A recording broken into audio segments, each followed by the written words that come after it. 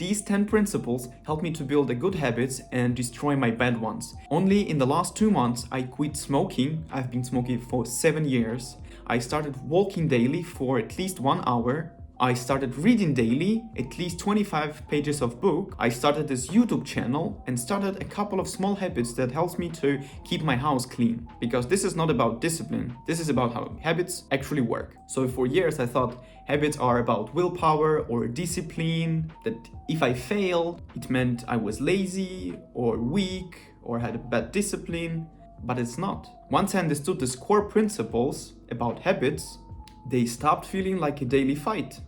It's not a daily fight, it's a weekly fight or monthly fight. So let me show you the system that finally worked for me. Stick till the end of this video and I'll share with you some extra tips on how to beat the habits plateau.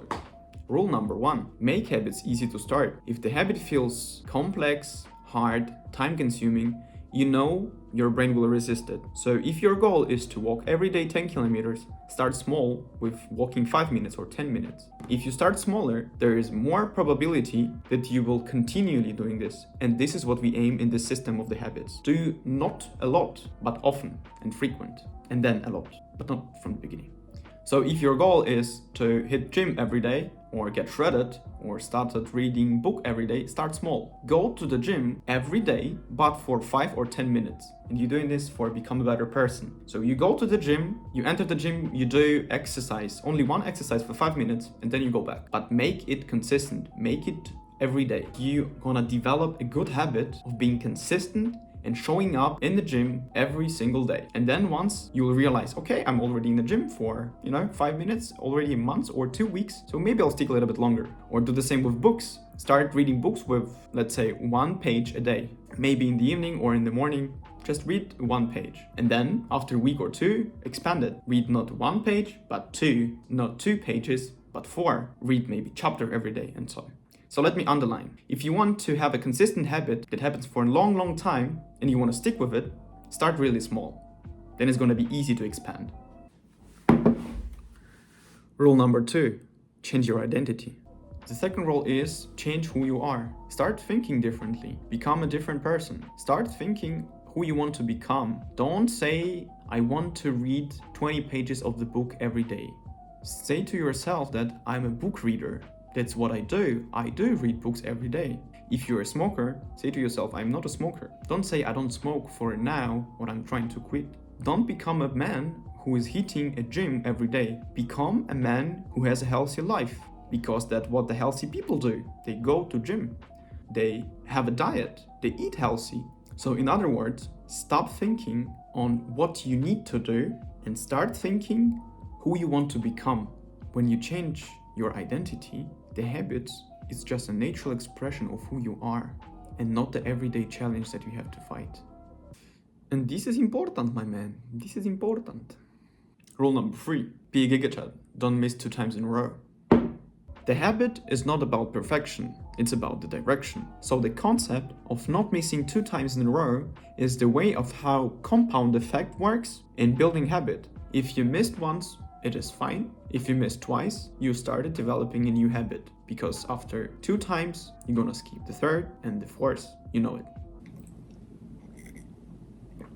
Rule number 4, track your habits. Doesn't matter how, you can track them with your calendar, you can track them with the checklist, you can track them with your app. It doesn't matter how. The main goal is to track the habits. Whenever you will see your measurements, you will want to protect them. You will want this effect of unbreakable chain, which helps you to stick with the previous rule of not missing 2 days in a row.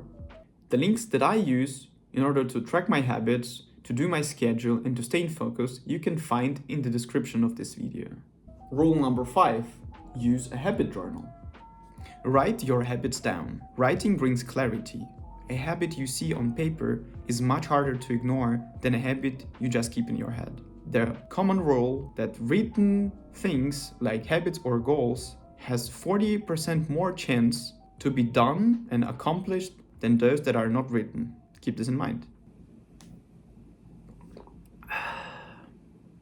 Most people think that habits are about discipline and a willpower, but they are not. They are about your identity, they are about your environment, they are about who you are, and about where you are. Once I understood this, I was able to quit smoking after 7 years without a willpower.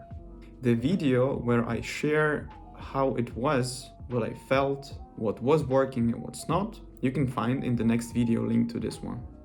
Rule number 6, reset your environment. Your environment shapes your behavior more than any motivation ever will.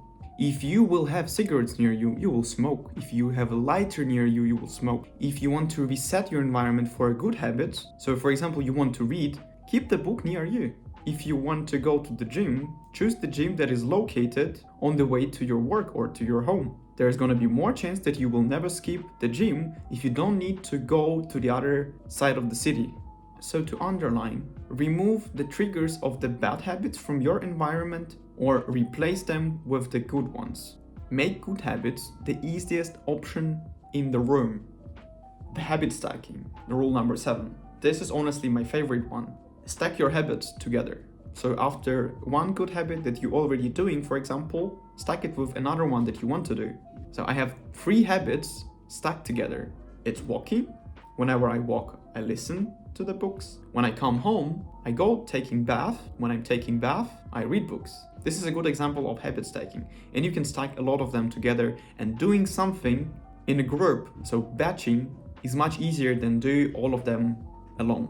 Summarizing, habit stacking is a snowball effect that you can do with your habits, and there is no extra thinking needed, just a natural sequence.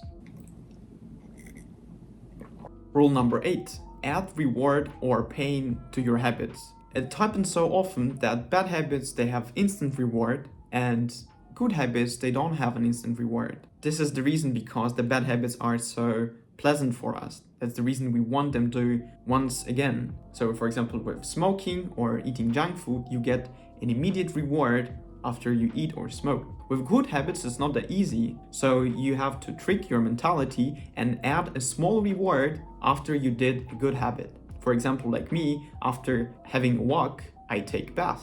You can also apply this vice versa. You can add a small cost to a bad habit. So if you want to quit eating junk food, whenever you have eaten the junk food, do a small donation of $5 or $10 for charity. Make it for you to be painful doing the bad habit. This will change your emotional equation that will help you to stick with the habit for a longer time. Honestly, I think this rule is the most important one. Rule number 9, forgive yourself fast. This rule protects your identity. You will fail sometimes, it's normal. Don't let this failure to change who you are. Don't let this failure be a beginning of another habit. Remember the rule number 3, don't miss 2 times in a row. Forgive yourself fast and continue. You are on the right track.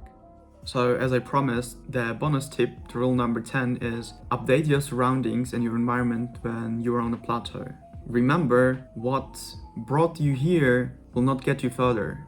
You need a constant reflection on who you are, changing your identity, changing things that went bad, that went well. Remember what was fun and easy to do when you have seen the problems with your habit and so.